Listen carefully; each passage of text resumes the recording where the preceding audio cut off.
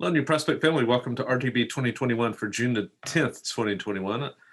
First of all, just sorry about my appearance. I've got this. I hope that's not too distracting.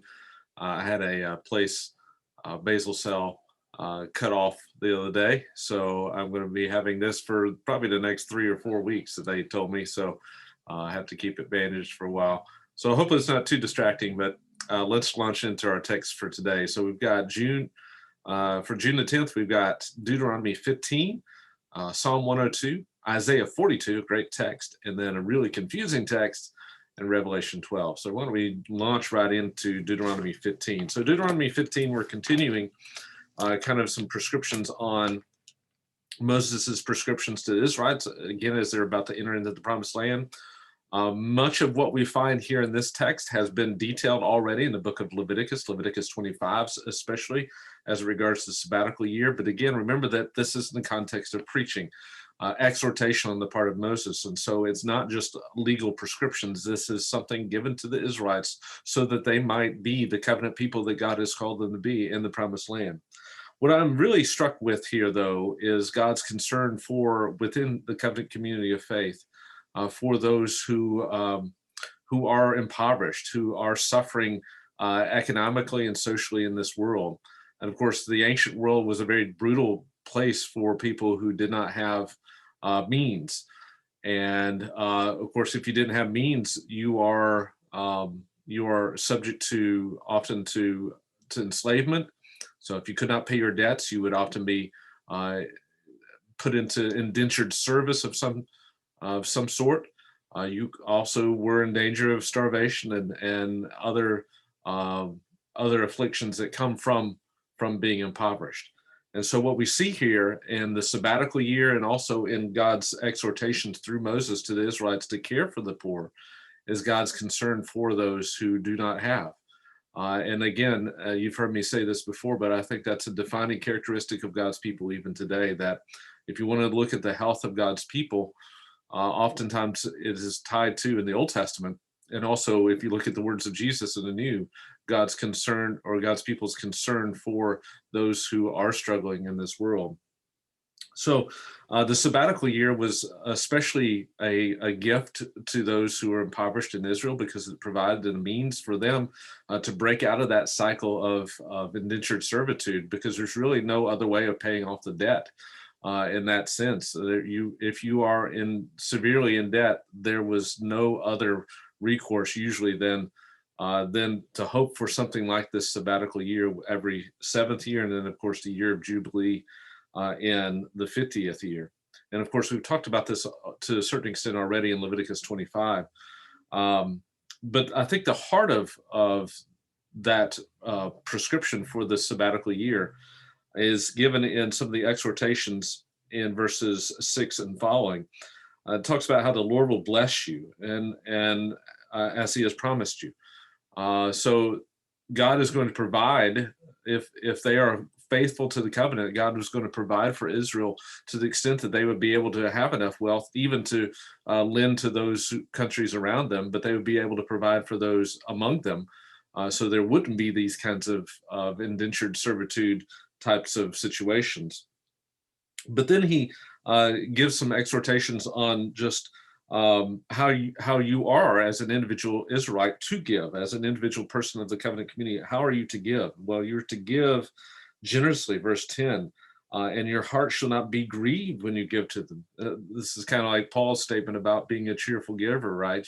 You give not because it is something that is required. You give not because it is something that you have to do, but you give out of the outflow of what God has done for you as Israel in the Old Testament, or as the church in the New. For the poor will never cease to be in the land, he says. Therefore I command you, you shall freely open your hand to your brother and to the needy and the poor in your land. And again, Israel was to be holy. They were to be different from the world around them. And what a statement this would be to the world around them, for them to provide for those who did not have. And in the same way, in the first century church, this was a distinguishing characteristic of that first century church, and as well it should be for us today. Whereas those who are among us, who who are impoverished today can be forgotten by society, secular society as a whole. As a church and as individual believers, we should be seeking to be different, right? To be holy and dedicated to God. And one of the ways we show that is by our concern for others who are impoverished and who are the widow, the poor, the orphan, those that were often back in the Old Testament forgotten, and often can be the case even today. So let's move on to let's go on to Isaiah. No, we'll go to Psalm 102. So Psalm 102 is an individual lament, although that has some national feeling to it as well, lamenting for what is happening to the nation. So the individual is suffering within a national tragedy of some sort here. And of course, it begins, as it typically does with these laments, with the cry out to God to hear. And the only reason you cry out to God to hear is that you know that He will.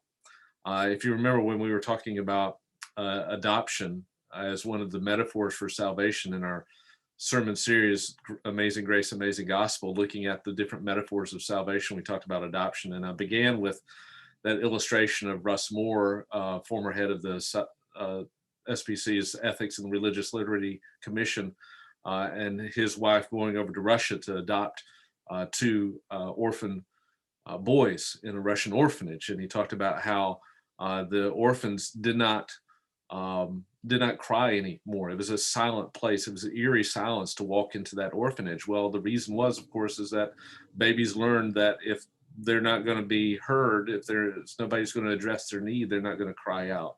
So the only reason for the psalmist here to cry out to God is because he is confident that God will hear. And that's something that goes throughout all these lament psalms. The other thing that strikes me about this psalm is the character of God that's shown in the psalm, and that is his enduring nature, his eternality.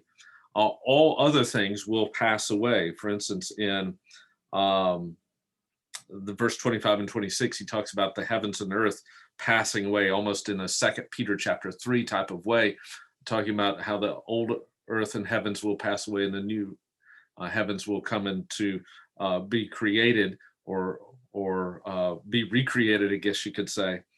But even in all of that, God endures. And we also are passing. As the psalmist says, we wither away, verse 11, like grass. And yet, in the midst of all that is passing, we find one sure and certain hope and stronghold and strength, foundation for our faith, and that is an eternal God who does not change. So this is a wonderful psalm to meditate on that characteristic of God. Moving on to Isaiah 42. Now, Isaiah 42 is really significant. Remember, we're in this section of Isaiah 40 through 55, where it is specifically directed towards the comforting Israel.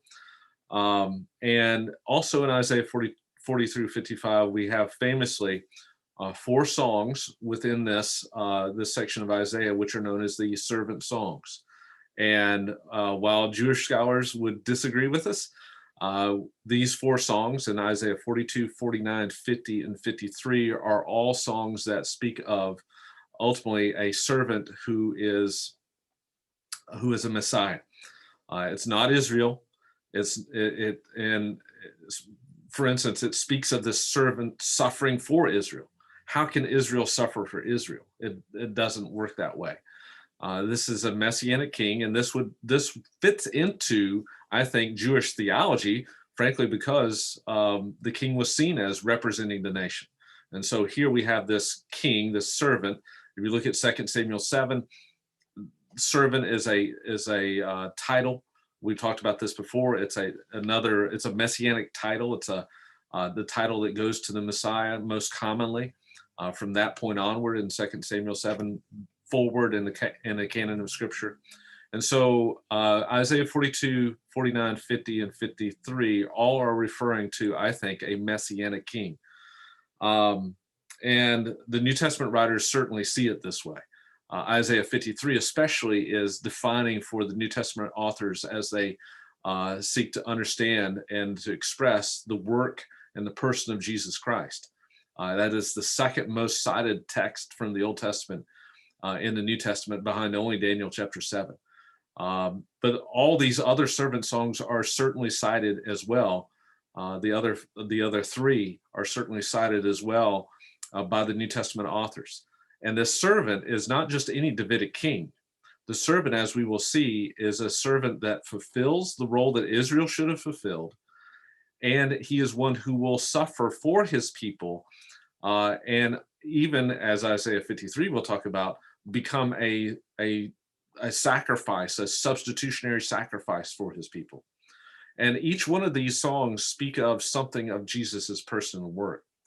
Now, you'll notice that the first verse of Isaiah 42 speaks of, behold my servant whom I uphold, my chosen one in whom my soul delights. Now, when that language there should probably ring a bell to you, because when we get to the baptism of Jesus, you remember that at the baptism, Jesus is proclaimed by God, the Father from heaven. Behold, he says, this is my beloved son. Son, of course, is messianic language, going back again to 2 Samuel 7, going back to Psalm 2, going back to these Old Testament texts that speak of the sonship of the king, and specifically the messianic king. He will be a son to me and I will be a father to him. 2 Samuel 7 tells us about this future messianic king. And so at the baptism, God tells them that Jesus is this is God's opportunity as the Father to identify who Jesus is to the people. He is this messianic king. He is the true son. He is the king in the line of David who will fulfill all those Old Testament promises. But then notice what God says. He says, behold, this is my beloved son. And then he says, in whom I'm well pleased. Or you could say it this way, in whom my soul delights. In other words, not only is Jesus the messianic king, the son of the Old Testament that predicted this, 2 Samuel 7 and all the other texts that predict this messianic king from the line of David, but he's a specific one, the one who will suffer for his people as the suffering servant, Isaiah 42, 49, 50, and 53.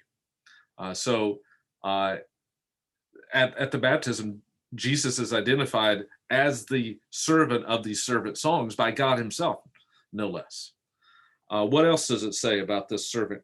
The servant, well, he will have the Spirit of God upon him. And of course, what happens at the baptism? But the Spirit of God comes upon Jesus. And this is God's opportunity to basically point out to the entire world who Jesus is.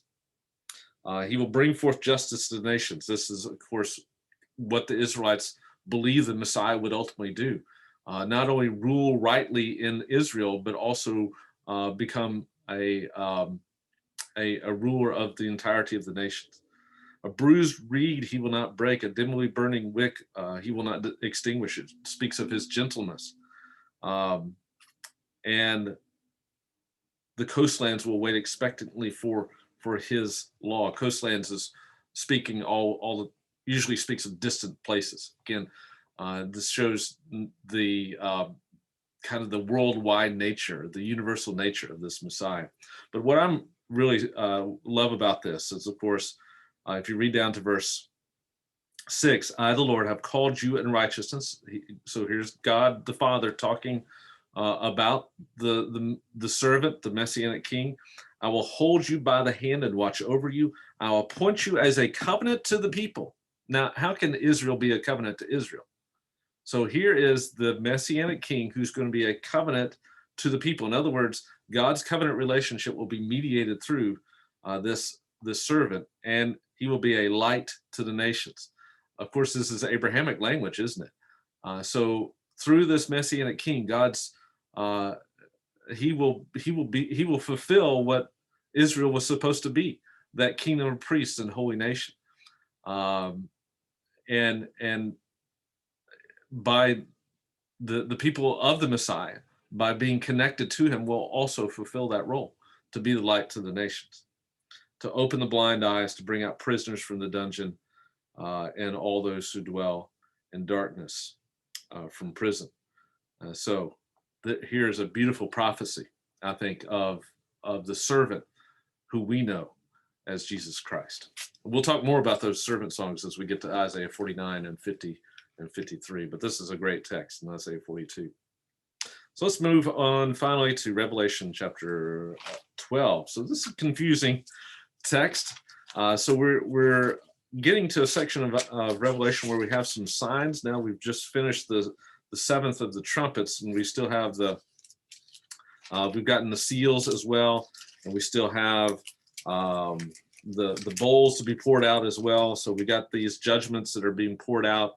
And again, all these pictures are kind of working together to give us different but also compounding ends, and there's a climactic feel to it as well,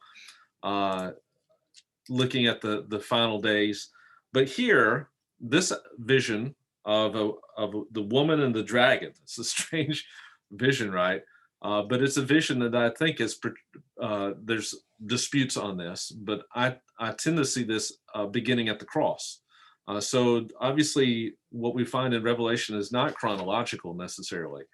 It's just giving us different pictures and different visions of, and again, of a message that was to encourage that first century church as they go through the persecution that they're enduring.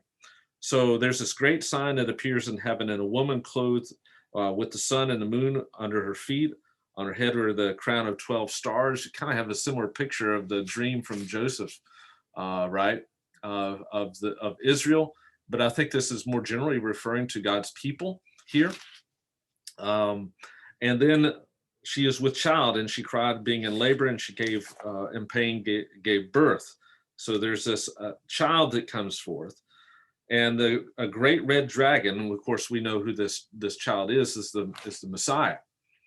And another sign appeared in heaven. A great red dragon appeared with 7 heads and 10 horns, just showing power and strength. These are images, by the way, that come out of Daniel, specifically Daniel 7 and 10. And on the heads were 7 diadems. Tail swept away 1/3 of the stars of heaven and threw them to the earth, again showing his power and destructive nature. And he is specifically looking to devour the child, so making war against the Messiah as his main goal. She gave birth to the son, a male child who is to rule the nations with a rod of iron. There's a reference there to Psalm 2, a messianic psalm that speaks of God responding to the warring of the nations and the nations that are conspiring against the Lord and his anointed one, and God responds to that rebellion of the nations by setting up his king. So that's a messianic prophecy looking forward to what God will do, and so this is referring to that. This child who is born so that he can rule over the nations, and her child was caught up to God in his throne in heaven. The woman fled into the wilderness where she had place prepared by God. So there's this sense of being protected and yet still being endangered. God's people, as I'm sure that first century church was experiencing. And then there's this war in heaven, and his angels waging war against the dragon. Of course, there's many different views on this, but again, I'm picturing this as the cross. And if you skip down to verse 10, then I heard a loud voice saying, "Now the salvation, the power, and the kingdom of our God and the authority of his Christ have come down. The accuser," so we have this kind of the courtroom scene of the brethren, has been thrown down. So Satan cannot accuse God's people anymore. And why? Because he has been overcome by the blood of the Lamb. So this is the work of the Lamb, and of course, you kind of have a mixing of metaphors here. Um, and uh, and ultimately, it is that blood that wiped out any accusation that the dragon could be made, and yet he still persecutes the woman who gave birth to the male child, and still there's this persecution of God's people that continues, even though the victory has been won and no accusations can be continue to be made. So yeah, it's again something you want to kind of step back and say, okay, what is the general message that is being received here? And I think it's a message, again, with a lot of Old Testament images, especially Daniel imagery here, but specifically showing Christ's victory and the encouragement of the church to persevere, and that they will one day be vindicated because the Lamb has won that victory. And there is nothing that can be done to them that will take away that victory. So, that's that's Revelation chapter 12 on this day, June 10th, 2021. I hope you have a great rest of the day.